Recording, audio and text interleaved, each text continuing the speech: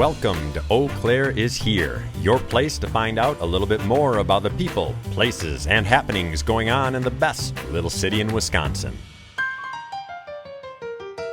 Eau Claire is Here is brought to you by Ned Donnellan, Donnellan Real Estate.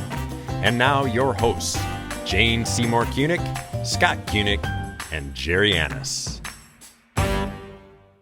Welcome back to another episode of Eau Claire is Here and You Should Be Too. My name is Jerry Annis, and this is Jane Seymour Kunick. How are you, Jane? I'm awesome. How are you? Good. Well, it's been a while. It's been a while since we've done our podcast. Yeah, what? Time to get back on it. What happened? The real estate market got away from us. Yeah. Away from everybody. Well, everyone, man. My Right. gosh, let's talk about that a little bit. Mm-hmm. The real estate market,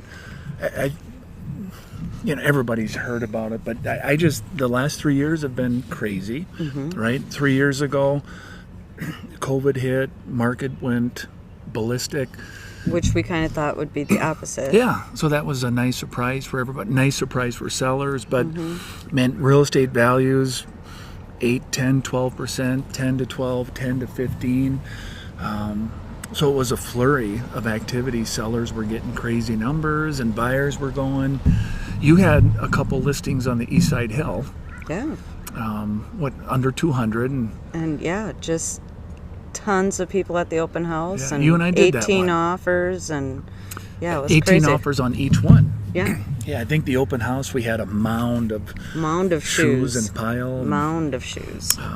Yeah, but it's changed, Yep. right?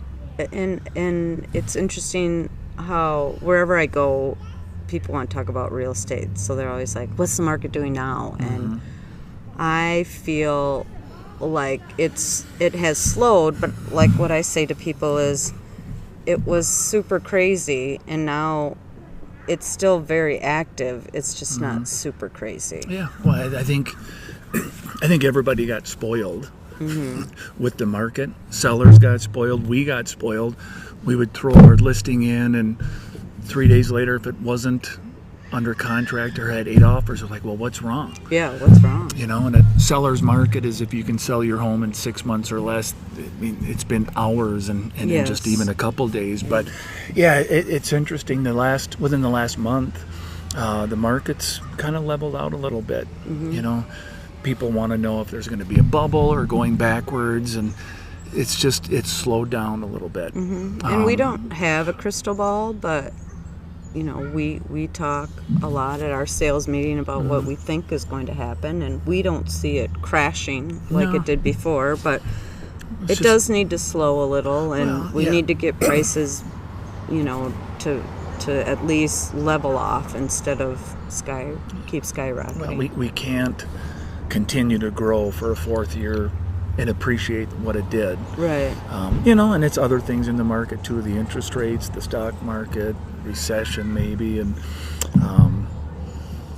but I don't think anyone thinks that's a horrible thing. Everything that we've talked about and read, we're not going to go backwards. We're going to flatten out a little bit. Homes will still appreciate. So it still is a good time to sell.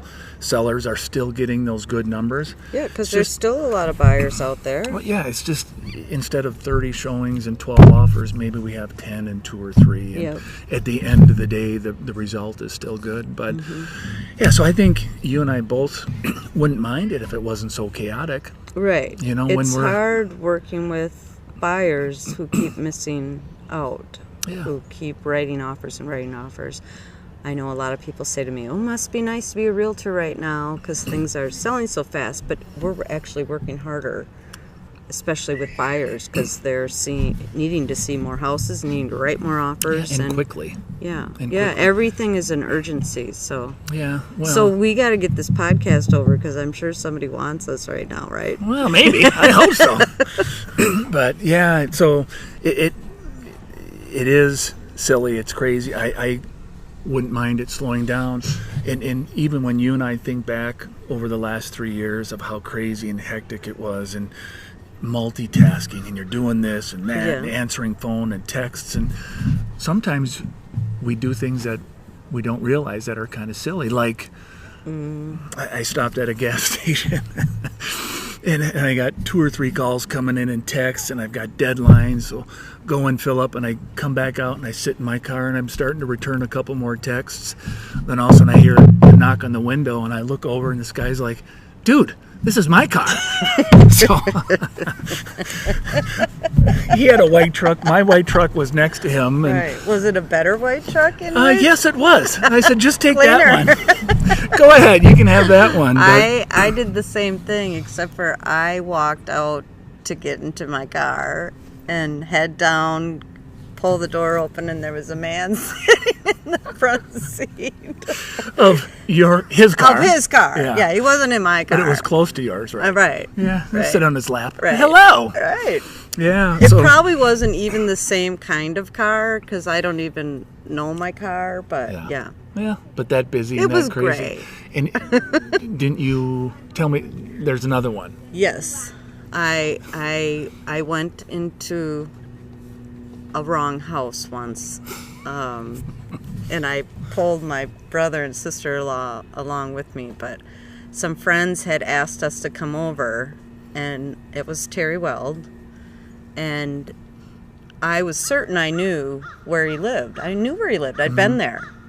So it was dark. It was at night, and we pull up, and it's winter, and my brother Pete and his wife Denise follow me, and I just open the door and walk right in, and there's a dog that comes running at me, and I know he doesn't have a dog, and then I see these young kids in there, and of course it didn't look like his house because it wasn't his house. So I just slammed the door shut and yelled, "Abort, abort!" Abort.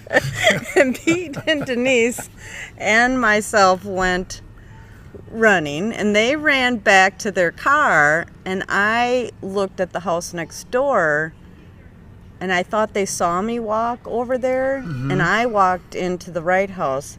So then I called them on their cell phone and said, "This is the right house." It's safe. Come back. Come back. They thought I meant the first house we went into because they didn't see me go to a different house.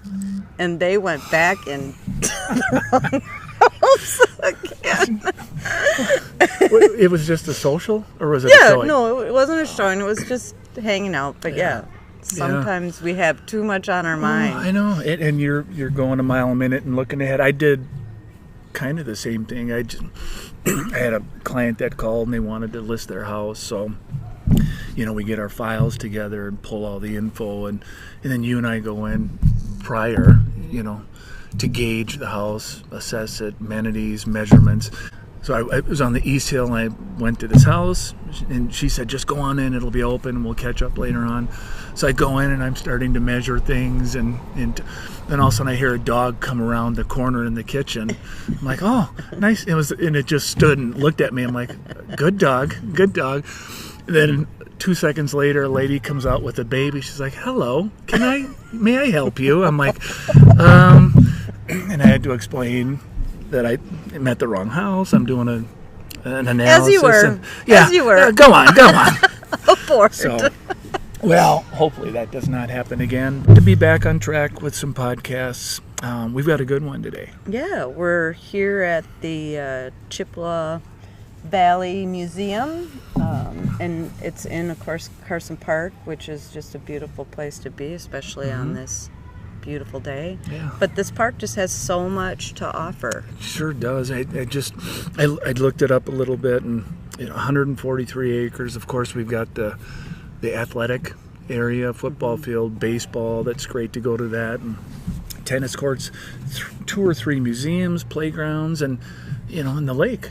And it's such a cool little piece. But Chippewa Valley Museum, it's really something that I think a lot of us forget about because it's tucked way back into the park. But Scott did a really nice job interviewing Ola Flynn. But it's interesting. You and I mean, we were here a long time ago. Yeah. As field kids, trips and the Paul Bunyan camp and the old schoolhouse. So yeah. Yeah, and I think the takeaway I took from the interview is, I mean, with these museums, you think you go in and you look once and then you're done because it's the same old stuff. Right. But they rotate all of that content, and I thought it was interesting. They do walking tours around Eau Claire and bike tours, and and you and I just think we appreciate the history of the city. Right, and I'm glad somebody is on top of gathering all that because Yeah. I enjoy it. I just need somebody else to do it for me. That's right. Yeah, and I guess back in the 60s, the museum used to be where Volume 1 is. Yeah, And that just reminded me, I think one of my, and I love history, I love the old architecture, I love seeing what the city used to look like. One of the really cool books that I got from Volume 1, it was postcards then and now. And I think I showed you Yeah. that book, but it was so cool. It would show you, the corner of Barstow and Graham, 1910. That's Yeah. what it looked like and what it looks like now. So, yeah, that's fun. but Especially for us lifelong residents who can kind of remember what Yeah. it used to look like. It's nice to have reminders of what it actually looked yeah, like. well, the city's evolved, and I love the direction. But anyway, we're going to get you guys into the podcast. Scott did a great job. Glad you joined us. So here we are with Olaf, Lynn, and Scott with the Chippewa Valley Museum.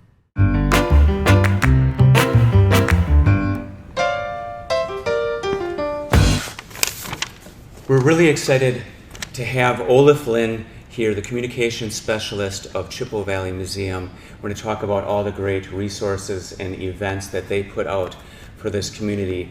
And thank you so much. It's fun. It's a lot of fun. Yeah, I bet. So tell us about the Chippewa Valley Museum. Like, when did it start? So the Chippewa Valley Museum started in the 60s. It started as an idea. The Historical Society wanted to put together a permanent museum. It spent a year in the ground floor, I believe, of the old Meter Candy Factory, which is now the Volume 1 building. And then something happened there, and the museum moved out. We spent some time in a house that was owned by UWEC at one point. You could fit about 13 people in the museum with the exhibits. So sometimes during field trips and things, you'd have kids outside, kids inside. So eventually we settled here in Carson Park and opened the doors in the present location in 1974. Awesome. And this is a nonprofit organization? This is a nonprofit organization. We're our own separate 501c3 nonprofit. So, we are really engaged in, making sure that we're fulfilling our mission, whatever revenue is coming in goes back into preserving and sharing and making sure people have access to the history of the Chippewa Valley and the sort of cultural things that go with that. And so I'm sure there's a board, and I mean, you accept donations, I'm assuming, besides Absolutely. what you make Yep. having the events. How do people, if they want to get involved, how do they do that? So you can go to CV Museum, that's like Chippewa Valley, cvmuseum.com, and you'll find donate in the navigation bar. Click on that, and it's really pretty easy after that, Right on the website. right on the website. Oh, Yeah. that very. You could come in and you could say, "Gosh, I'd like to make a donation." If you wanted to send a check, I'd recommend calling first and speaking with Rachel would be a great person to talk to about that. So if you're not comfortable doing it online, there's lots of different ways to do it. Just give us a call.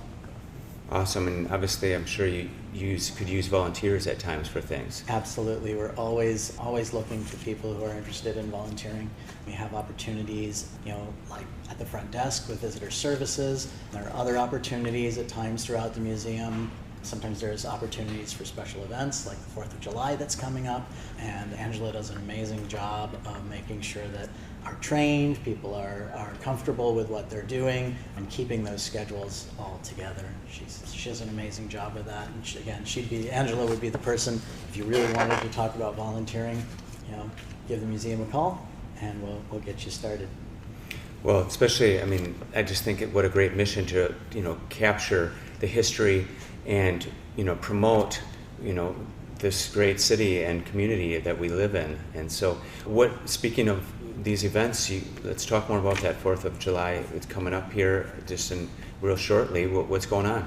So earlier this year, we started talking with Chippewa Valley Railroad and Wisconsin Logging Museum about doing some Carson Park experience events. We wanted to really bring out some of the things that are unique about Carson Park and what you can do here. So there's 2 museums in the park. There's a quarter gauge railway that you can ride, and is a really fun, some part of it's along the lake, part of it's through the woods, and that's really an amazing thing. And then there's, we have a Works Progress era baseball stadium. People are pretty familiar with that.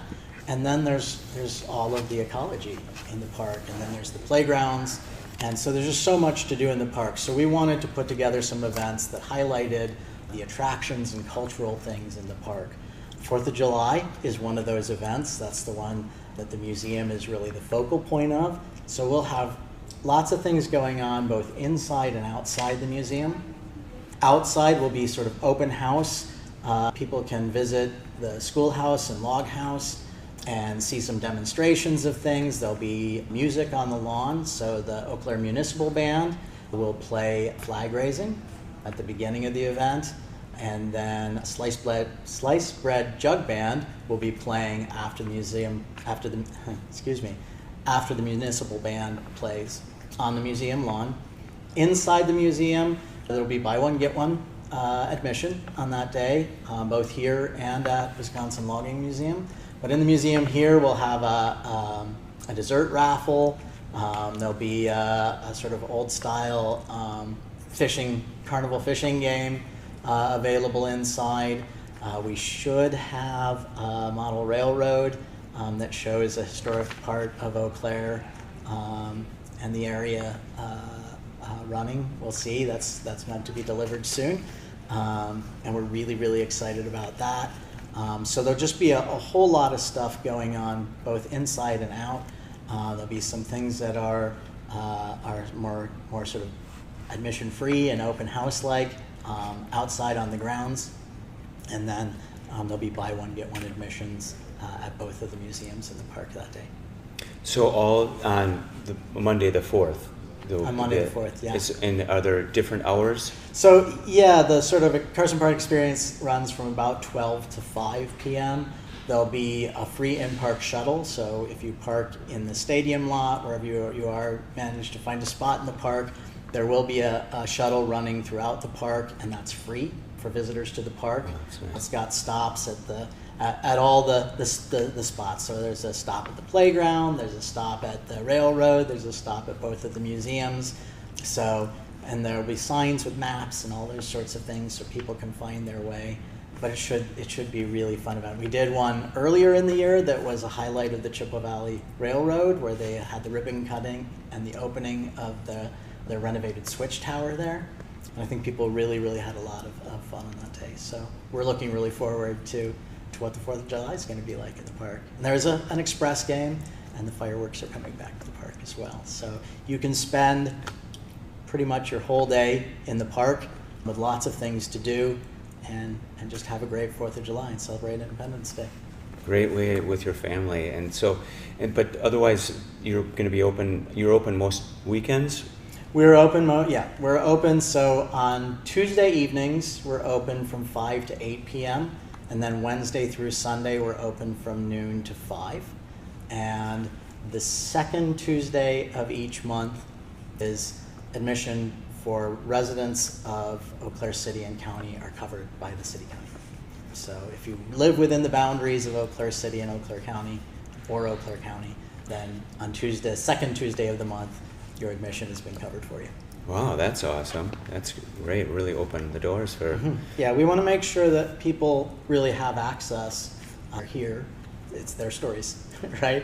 And we want to make sure that we're able to share as much as we can with as many people as possible. Yeah, and just I remember as a kid, just it being a special experience growing up here, coming and visiting, getting some ice cream, and so it's those memories do stick with you too. Mm-hmm. Absolutely. The ice cream parlor is a lot of fun. It is open now. It's a little bit different experience than it was before. At the moment, we're not doing scooped ice cream out of bins. We're doing prepackaged ice cream novelties, so like fudge bars and We have an ice cream sandwiches, and we have a full menu of choices, and we have some other snacks, and we have canned soda and chips as well.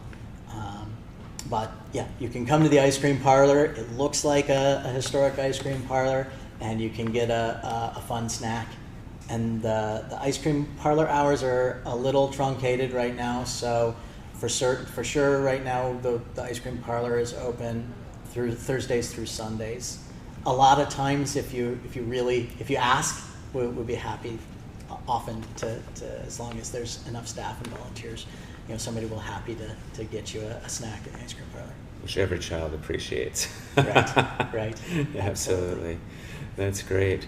And so there's lots of other events you were mentioning. Right. I didn't know all the connections with the other things that you guys are doing. So yeah, so we're really trying to make sure that we're getting out of the museum and into the community, and making sure again that people that we're sharing history and culture throughout the Chippewa Valley. So some of the stuff is sort of just outside our doors. So like we have a Music on the Lawn series this year, and we've had a couple performances already.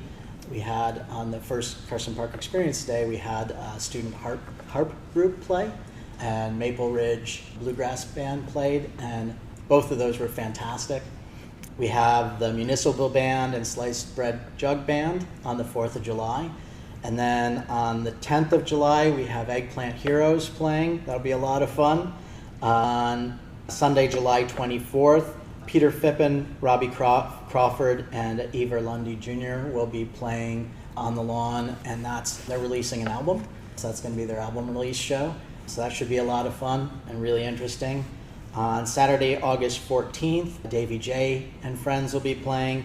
And then we did have to reschedule an earlier performance. It was meant to be this weekend. So Tomahawk Circle is a drum group from Lac de Flambeau, and they'll be playing on Sunday, August 21st. And usually that starts around 12 or 12:30.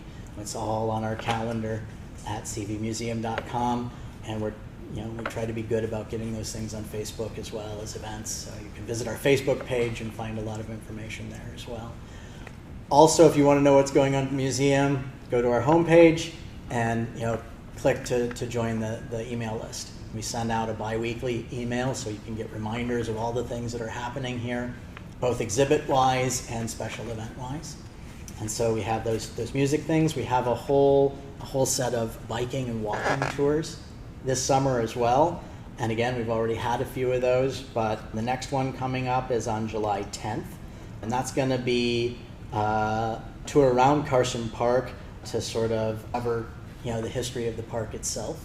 And that should be fabulous. something you should register ahead of time. Something you should register ahead for. Yep, absolutely. And again, that is most easily done through our online calendar, cvmuseum.com. Click on calendar, and you'll see the month you're in, and you can cycle through different months. You can choose. There's a drop down that lets you say, oh, I'm looking for tours, I'm looking for musical events, I'm looking for things at the Schlegel Milk House. So we try to make it as easy as possible to find things. So some of the other biking tours are, there's a biking tour that'll be exploring businesses owned by minorities in Eau Claire, or that have been owned. There'll be a walking tour in Forest Hill Cemetery. We did one previously, and this is a new tour, so it's different than the one that some people might have already gone on. So new stuff in the same place. It should be really, really fabulous. And then we also have a biking tour that will look at discovering people and jobs that helped Eau Claire grow, but are no longer around. And that should be really interesting as well. So yeah, biking tours, walking tours, lots of stuff out and about there. And then we're trying to have the Schlegel Milk House is a historic house in downtown Eau Claire on Lake and Farwell, and the museum takes care of that property, and we're trying to have that be open more and get people into it more. So at the end of July, close to the end of July, the 21st, there's a wine tasting event in there, a wine tasting event at the Schlegel Milk House. Again, good to register before. And then in October, there's a funeral customs and mourning practices presentation there. If you're interested in just sort of seeing what the house looks like, what's in there, and learn a little bit more about the history of the house itself, the house will be open on the second Saturday of the month through September from 10 to noon. And you can, I believe, also pre-purchase your admission to that on the calendar as well. In the significance of the house because of the family and what they were in the community, or? Yeah, well, it's a really fascinating look at sort of a middle-class family of that time, right? So the mid to late 1800s, what did a middle-class family look like? And how did they? So it's a museum in itself. It's a museum, and it's a historic house, and okay, so it has exhibits and so that are just there. It's set up to tell a story, and you learn about you can learn about different members of the family. There were several generations of the family that lived in the house before it was donated to the museum. Neat. And there's some really fascinating stories of those individuals. And so, we really want to make sure that again, the community has access to that history and being able to open that up more to the public. But again, it takes staff and it takes volunteers. So we're trying to do as much as we can and then grow that into the future. Neat. So, very cool. And then we're sitting in an exhibit that opened earlier this year and will close December 31st. But this is our Then and Now, 150 Years of Change in Eau Claire to celebrate the sesquicentennial. So this is Eau Claire's 150th year as the city of Eau Claire. And so this exhibit gives a whole lot of information and visual experience of what the city was and what it is. And so we have many of the things, the images have a then image and a now image. So you get to see what that place looks like now in Eau Claire versus what it looked like when the historic photo was taken. I love that contrast in the growth that you see. Absolutely. And then we have all sorts of fabulous objects like this car behind us. This was reportedly the first car in Eau Claire, I think. If Wow. I got that right. Dr. David Asham. Yeah. And we have a really fabulous Hitch laundry wagon. We have a Tim's Dairy ice cream machine over there. You guys should see it. It really is a pretty amazing exhibit. And so we have a lot of fun when these open, and we're always sad when the exhibits go. But we try to have 2 or 3 exhibit changes in a year at least. Okay. And then we also have small sort of hallway exhibits and things like that will often change throughout a year as well. So we have had, over the last few years between, 4 and 6 exhibit changes if you count the big and small ones in a year, each year. Yeah, I'm sure that's a lot of work. And I was just thinking that you hold on to these things. You must have a big storage unit or something so that you can rotate through them again. We have storage, and that's something a lot of people will contact us about donating things. We really do want to hold on and care for things that have historical value for the Chippewa Valley. And that's something that our curatorial staff looks after. We have maps and books and plat books and all those sorts of things. So there's a library and archive, and then there's the object collections as well. And all of that has to be cared for in a good way. And so, we don't ever just get rid of anything. It's a lot of times in an exhibit we'll have objects that are part of our collection, and then we'll also bring in loans from either individuals or other museums and organizations to sort of fill out the story or give people the ability to see really sometimes remarkable things. So like one of the things people really enjoyed, one of the more recent exhibits was Listen Up, folk music in the Valley. And there was a collection of sort of homemade instruments. So one of them was a maple syrup jug theremin, And then there was a really fabulous lap steel guitar that had been made out of an ironing board, cigar box guitars and those sorts of things. And so those were actually private individuals who lent those things to us for the span of the exhibit. We're really, really fortunate that people are willing to do that. Absolutely. That's neat. So cool. So we hit some of those big topics then? We hit a lot of big topics. I don't want to just do a whole lot of listing, but we have a lot of stuff. There's always something interesting going on here. Yeah. We have a book club that meets every month called the Adventures in History Book Club. We have programs, lectures, programs, children's programming.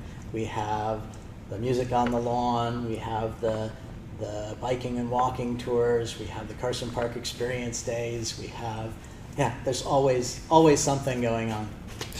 And do any of the schools come and do field trips here anymore? Because I know one of the big things when I was a kid was going to this, we had, history day and went back to like the schoolhouse out there. And that was pretty neat. It's kind of, again, another one of those things that sticks in your memory. Absolutely, and the schoolhouse is really an amazing thing. Kids really love it. Visitors really enjoy seeing the schoolhouse. Yeah, we have lots and lots of school kids going through every year. It's seasonal, so it goes with the school year. Yeah. And our museum educator works with, again, volunteers who are docents or museum guides, and she helps them get familiar with the things that need to be presented, and then schools choose what parts of the experience they want to have and how long of a field trip they want. Oftentimes they'll do a group field trip that involves Chippewa Valley Museum and also Wisconsin Logging Museum.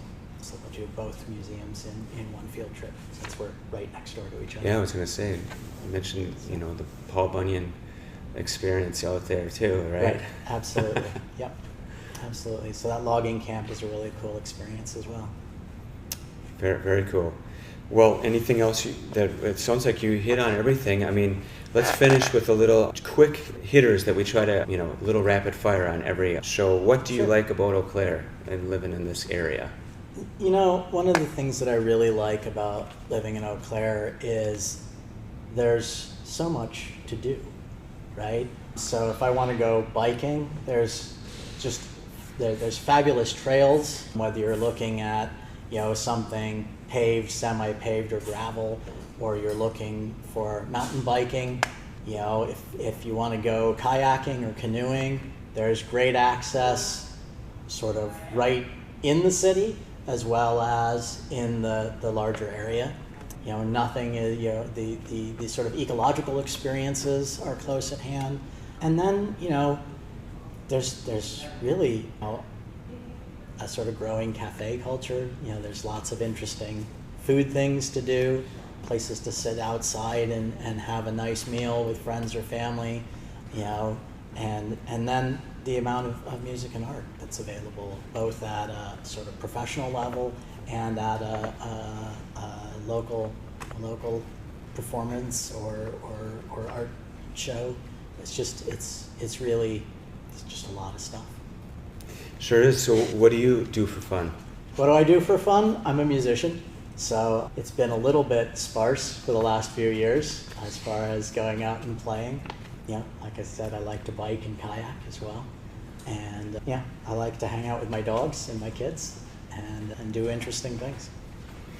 And do you have best kept secret? A lot of people who visit the museum continue to tell us that this is one of the best kept secrets in Chippewa Valley, and we're really working to change that. We don't really want to be a secret, so tell your friends, come here, have a good time, and let other people know. Wonderful. Before we go, I do think it's important to note that I'm sure the last 2 years were very challenging with COVID and restrictions on how many people could even come in, or being shut down. And so we're just glad that you guys, have made it through, and obviously the doors are pretty wide open now again. And so, but I'm sure you said you had to do some things more virtually and online to try to get stuff, out yourself, like everybody. Absolutely. And one of the things that I feel really fortunate about is I work with a staff that all of us sort of looked at each other and said, what can we do? And that's really made a huge difference. So we started almost immediately. I grabbed my phone out of my pocket, I grabbed a fellow coworker, and we started filming virtual field trips so that we could get something to school kids to have some sort of experience. Shortly after that, there was a donation that allowed us to give every third grader in Eau Claire a book that was related to our farm life exhibit. That's sort of so they got that. It's sort of a children's story novel, and a lot of kids really appreciated that. We did a virtual farm life fundraiser. We did a multiple day virtual fiber arts and folk art fest, because we do that once a year. So we just started, some of those were live as well. We did some live stream parts of that event, and then we did others that were pre-recorded and released things across days so that people could really have something to look forward to. Yeah, it's been an amazing sort of journey, and we've learned a lot since everything started, and we've been very fortunate. We were really only truly closed when we had to be. So when we were told, close your doors, we did, and when we were told we could be open again, we were. We tried very hard to work with different groups of people, and if somebody was unable to mask, we tried to be open to scheduling them at a time when there wouldn't be a lot of other people in the museum, like on a Monday when we're not open. We would schedule a tour for a family or a group at that time. We've worked really closely with the health department to make sure that we're doing things as safely as possible, and again, making sure that people can be a part of what's happening here. Well, we're glad you do, and so thanks so much for your time and the hard work that you do to preserve this area, or this history, and the events that you promote that make living in Eau Claire a great place to be. Thank you. Yeah, thanks.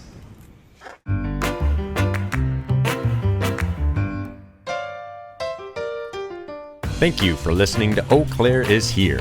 The best way to support this podcast is by subscribing, giving a 5-star rating, and writing a review.